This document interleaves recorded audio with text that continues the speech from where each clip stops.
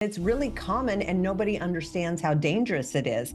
And that is the Kava trap. It's completely legal. Kava is a root found in the South Pacific. It's used for sedative and anesthesia, makes your mouth turn numb. Recently, it's become popular in sober communities. It acts on the same GABA receptors in the brain as alcohol and benzodiazepines. Xanax, Klonopin, it can lead to hepatitis, it can lead to cirrhosis, it can lead to liver failure. It's a unique reaction where the skin becomes really dry, scaly, and yellowed from kava use. This isn't something you can take and call yourself sober. It's got major side effects. That's a problem, and you should seek counseling, seek support. We're bringing it up because we see it on the front lines.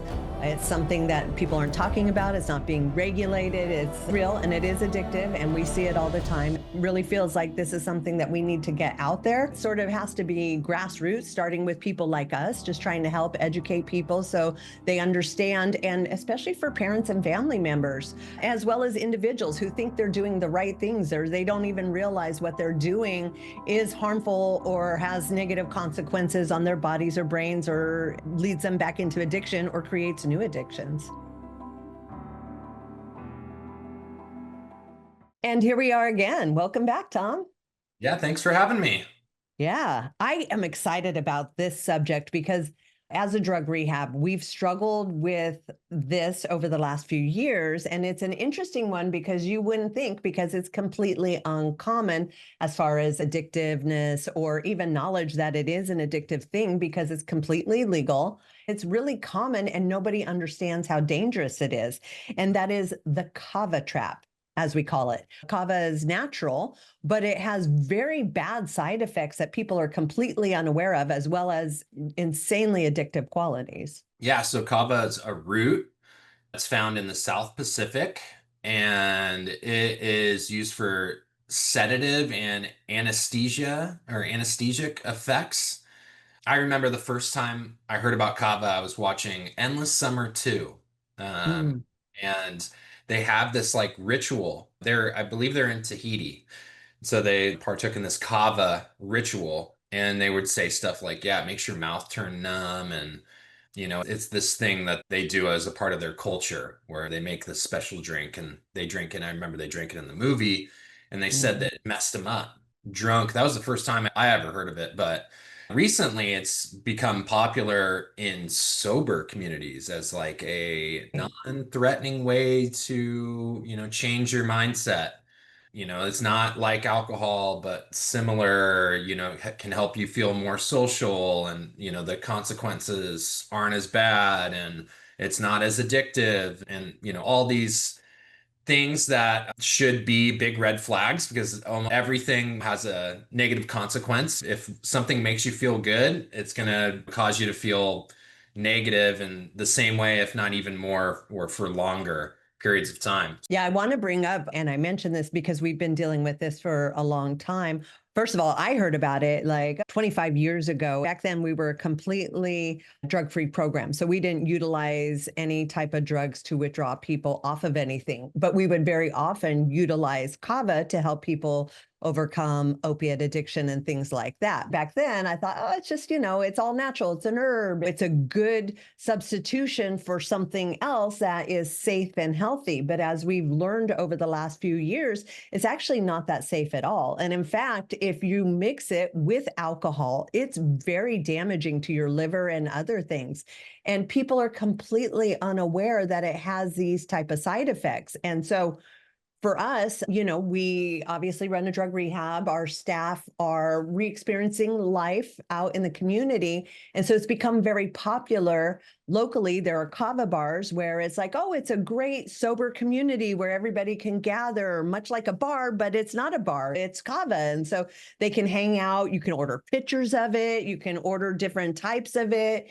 And it seems like it's a very safe substance because it is so acceptable, but it's really actually very addictive and very damaging as well. Yeah, it's definitely has that, safe quote unquote term, or, it's a way to still be sober. I honestly can't classify it with the classic drugs that people use in recovery, which is caffeine and nicotine. I think this is much more mind altering. And Yeah. you know, the more you drink, the more effects that you have. And it acts on the same GABA receptors in the brain as alcohol and benzodiazepines.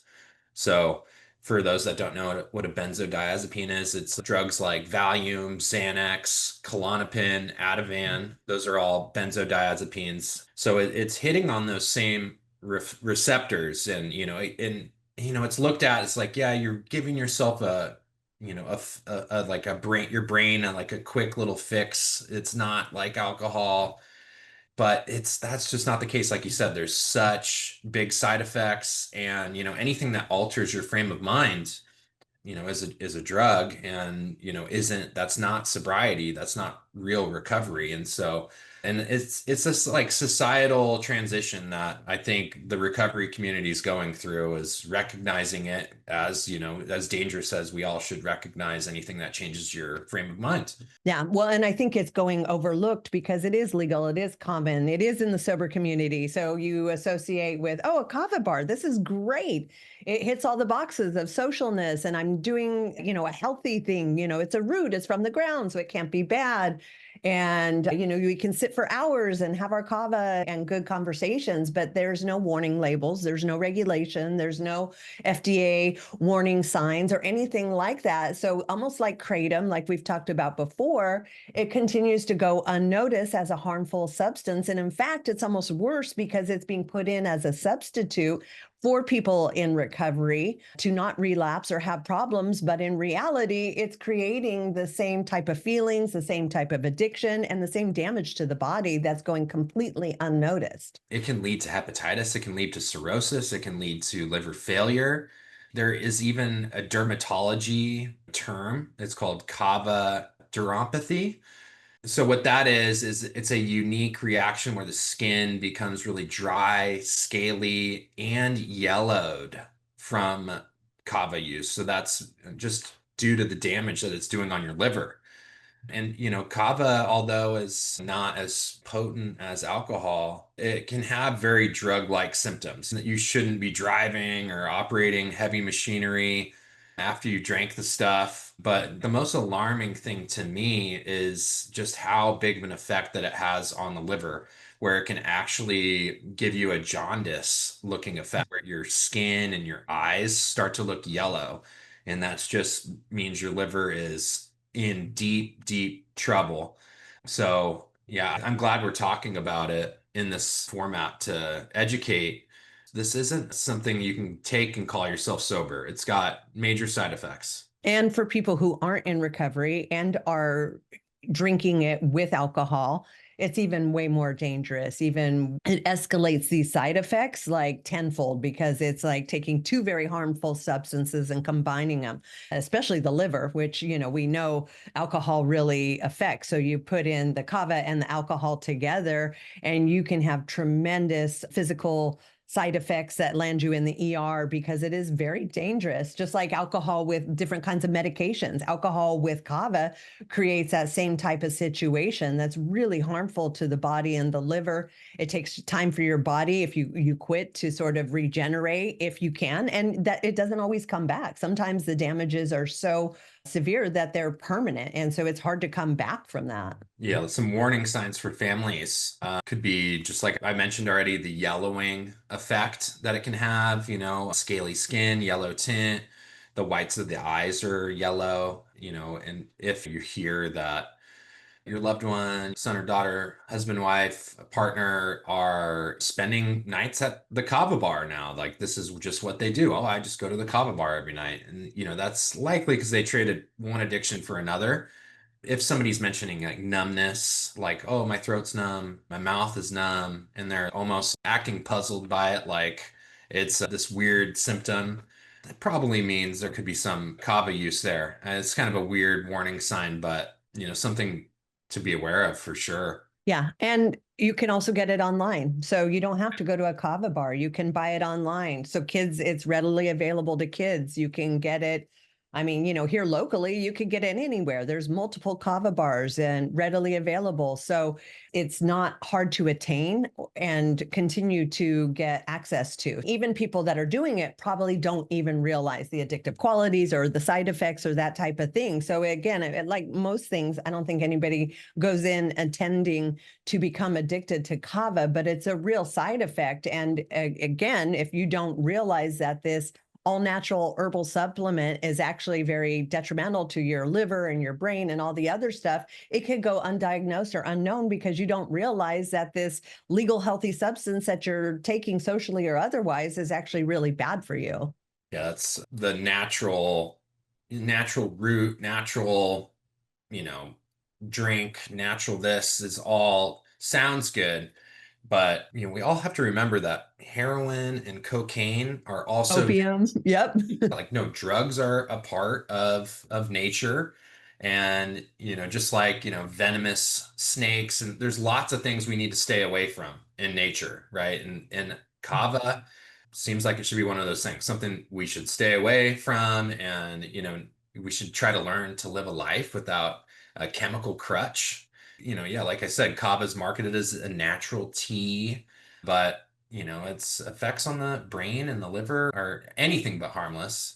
I just want us to all look beyond that natural label and focus on the behavior, right? And if you're using something to escape, that's a problem, and you should, seek counseling, seek support, and yeah, really start to evaluate your behavior.